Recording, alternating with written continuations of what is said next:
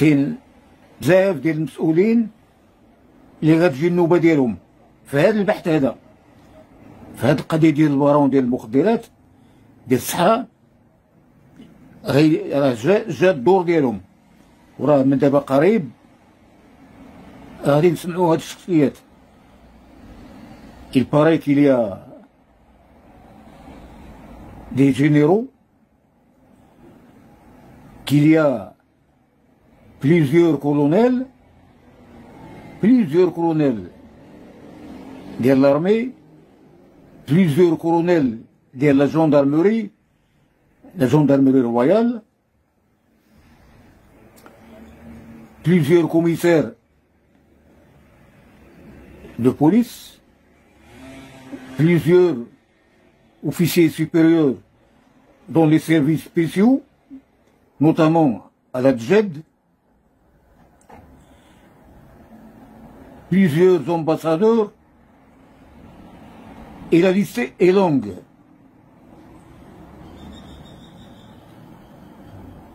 الشيء هذا تيبين على أنه ربما هذه القضية غتكون هي أخطر قضية في المغرب ديال الكوكايين وديال الحشيش.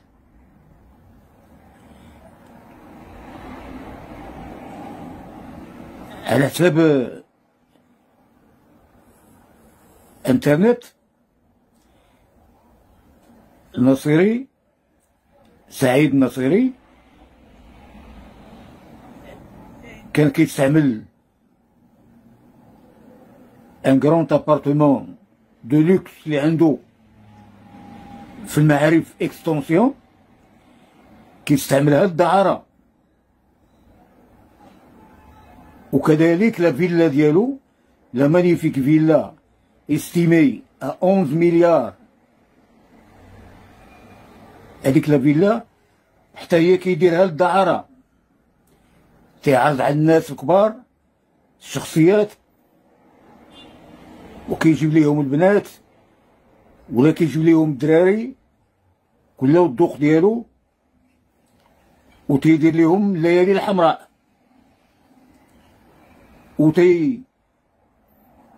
دير ليهم لي كاميرا بارتو. هادشي كله بلا العلم ديالهم.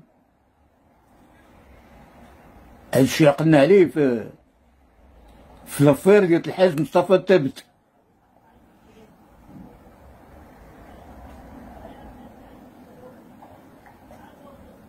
واش هاد سعيد النصيري غادي يكون تا هو بحال الثابت كيسجل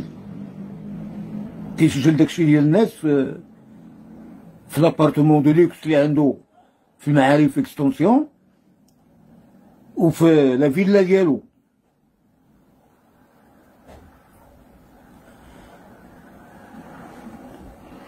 وحده من الممثلات المغربيات اللي كيمثلوا في هاد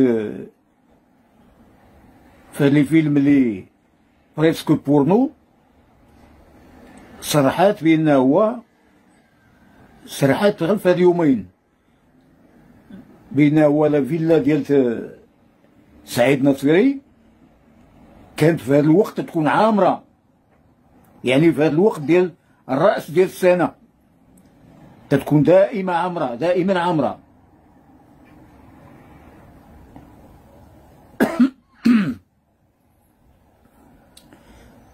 واحد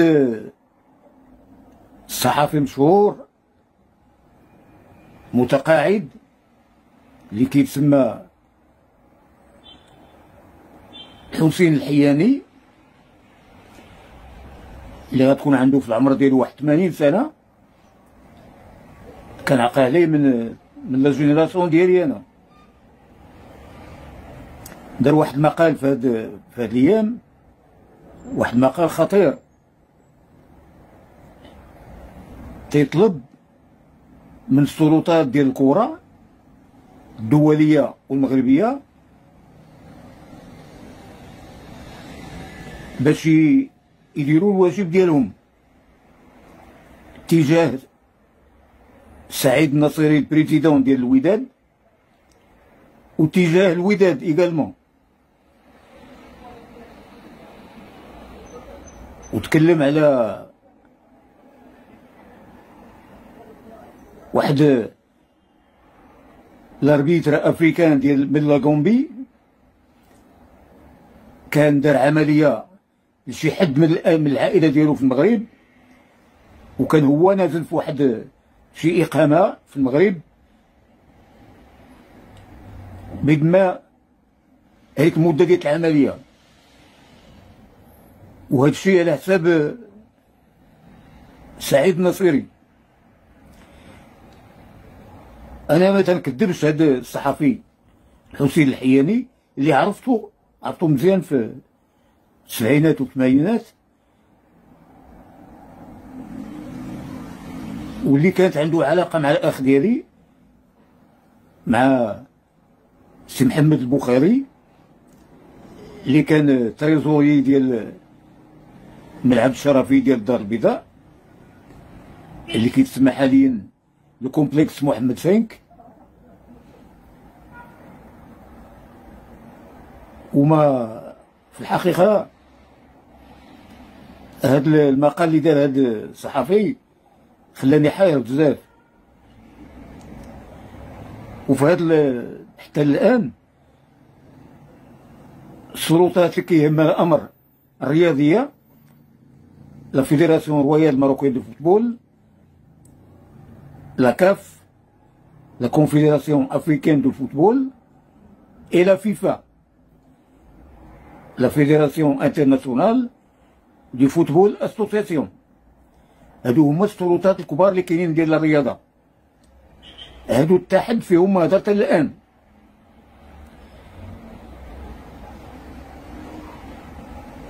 وغدا غادي غتكمل 15 يوم باش هاد لافير الى اكسبلوزي، وباش هاد الناس اللي كيهمهم الامر في هاد لافير راهما في عكاشه، في السجن ديال عكاشه ديال كازابلانكا.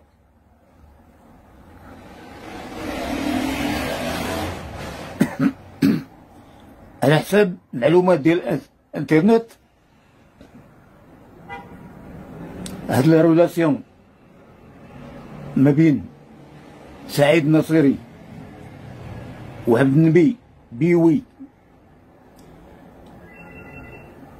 ولو بارون ديال لو بارون اسكوبار ديال الصحة راه قديمة بزاف،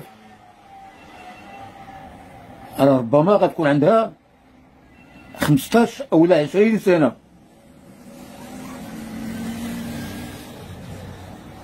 إلا كان هاد الشي صح قضية خطيرة بزاف، إنه إلا كانت كل سنة كدوز فيها واحد العدد ديال طوان ديال الكوكايين، واحد العدد ديال طوان ديال الحشيش، راه واحد العدد كبير بزاف ديال الكوكايين وديال الحشيش اللي تصرفوا فيه هاد الناس في المغرب في هاد المدة كاملة. أين كانت الشرطة في هاد المدة كاملة؟ أين كانت النيابة العامة في هاد المدة كاملة؟ فين كانوا هادوك لي سيرفيس سبيسيو، لي سيرفيس دو لا دجاد اي لي سيرفيس دو لا دي جي اس تي؟ فين كانوا هاد الناس؟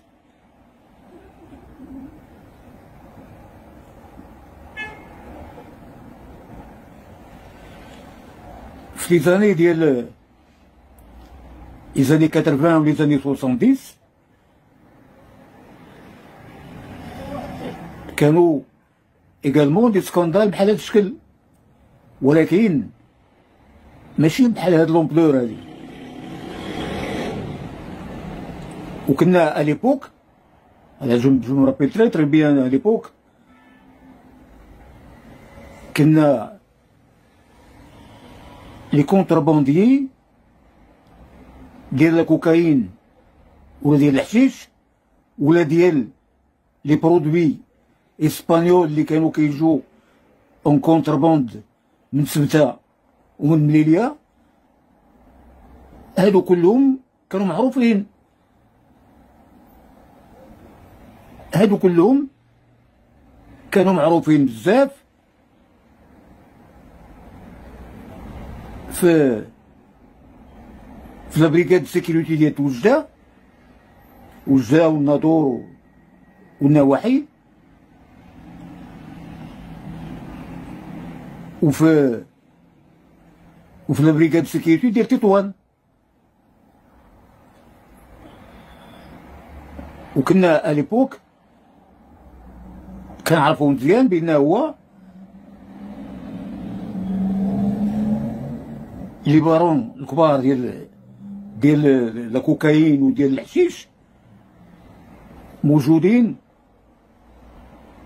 في المدينة ديال تطوان والنواحي ديالها، وفي المدينة ديال طنجة والنواحي ديالها، وفي المدينة ديال وجدة والنواحي ديالها. وجدة نادور، هاد الرجال معروفين بلا كونتربوند.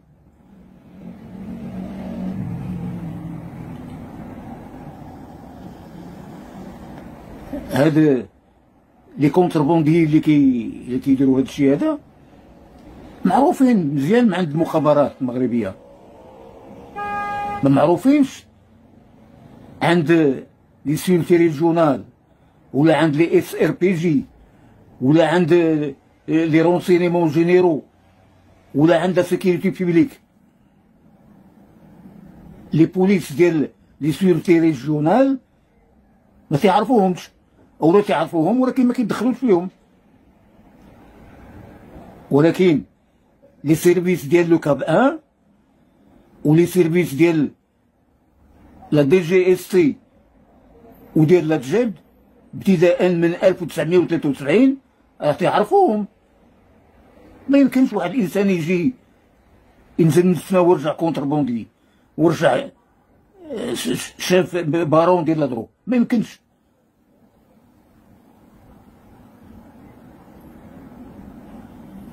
إلا عقلتو على في التسعينات، يمكن في 96 فاش كان دريس البصري دار واحد التهديد لي كونتربوندي في المغرب، وقال بينهم راه موجودين في جميع البلدان ديال المغرب بالاخص كاتالونكا. فاش كان بدا كيجمع في عباد الله وتيخدمهم للعداله، هذيك الوقت راه كانت لا ليست ديال ديس بصري راه فيها المئات ديال الناس، المئات الناس اللي عندهم شركات دايرين غير كوفيرتور. وهذوك الناس راه باقيين الان، ولي زيريتي ديالهم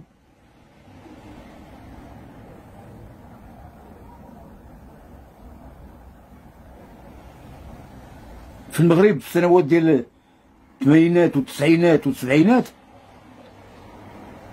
كانوا دي زافير بحال هاد الشكل، ولكن مع كانوا دي كومبليسيتي بزاف.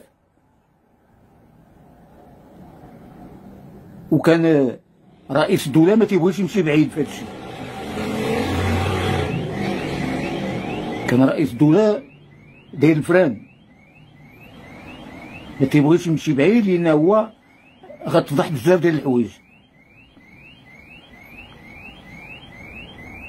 لو ريجيم ديال رئيس الدولة في هذيك الوقت ما كانش كيسمح ليه باش يمشي بعيد في هذا الدومين.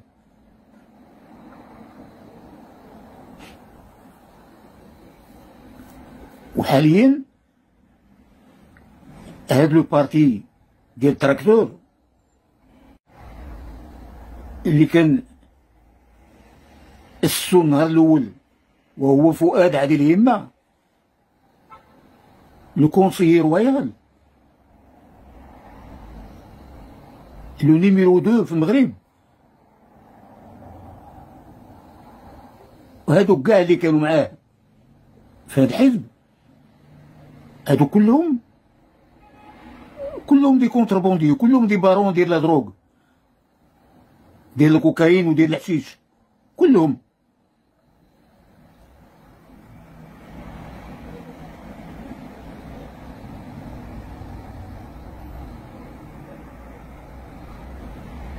وهذا الحزب حاليا ديال التراكتور راه عامر غير بلي كونتربوندي، عامر غير بالناس اللي كيديروا الترافيك ديال الكوكايين وديال الحشيش.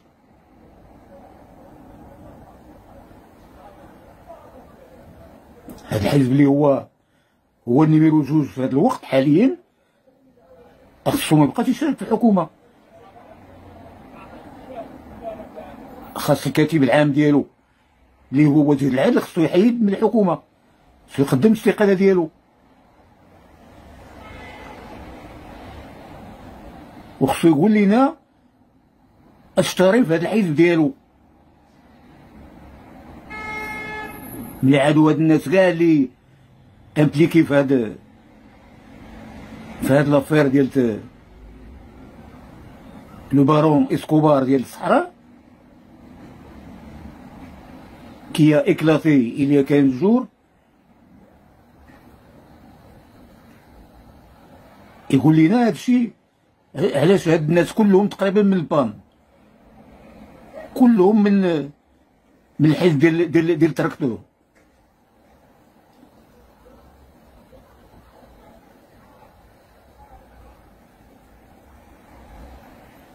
وهذاك الياس العماري اللي كان هو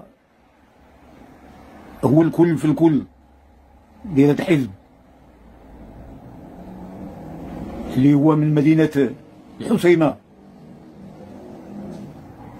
فينا هو حاليا؟ وداكشي اللي كان قال هادي واحد 13 أو 14 سنة، دوك التصريحات اللي كان قال العمدة ديال فاس اللي كان قال على الياس العماري، كان قال ديك الوقت هادي 13 ولا 14 سنة بينا هو سي ان ترافيكون ديال لا دروغ، سي ان ترافيكون ديال الكوكايين وديال الحشيش.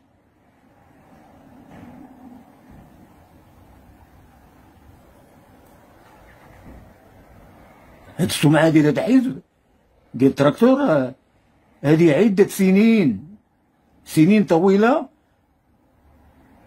وهاد الحزب ديال التراكتور عنده علاقة مباشرة مع لا كونتربوند ديال الكوكايين وديال الحشيش.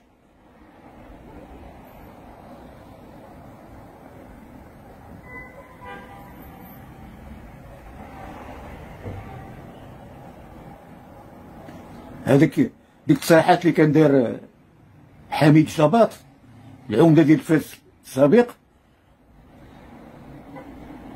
ما عطاوها حتى شي قيمة العدالة في المغرب، مع انها هي تصريحات مهمة كانت غتفضح بزاف ديال الحوايج. لو كان عطاتها العدالة قيمة هادي 13 ولا 14 سنة.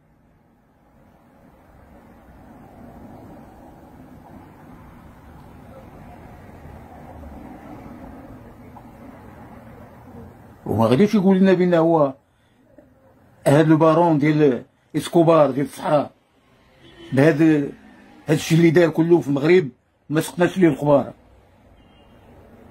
سي امبوسيبل، ما يمكنش هادشي يوقع في المغرب بلا ما يكون على علم ديال لا دي جي اف سي وديال لا تجيد. سي امبوسيبل، ما يمكنش هادشي يطرا نهائيا.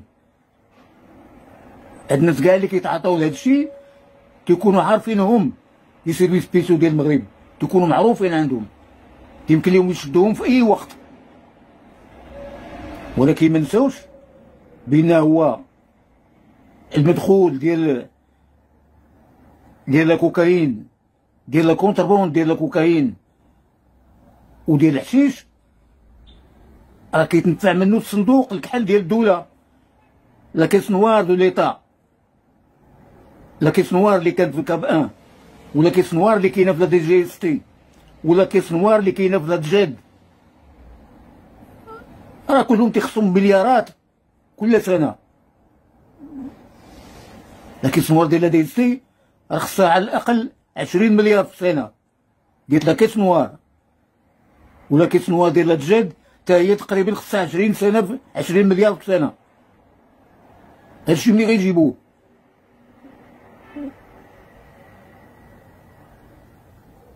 الكري كانوا لي ميزون كلوز، هما اللي كانوا كيديروا لاليمونطاسيون ديال لي كيس نوار، ومن بعدهم عاد لا كونتربوند ديال الحشيش وديال الكوكايين هي اللي كتدخل المدخولات لي كيس نوار ديال الدوله.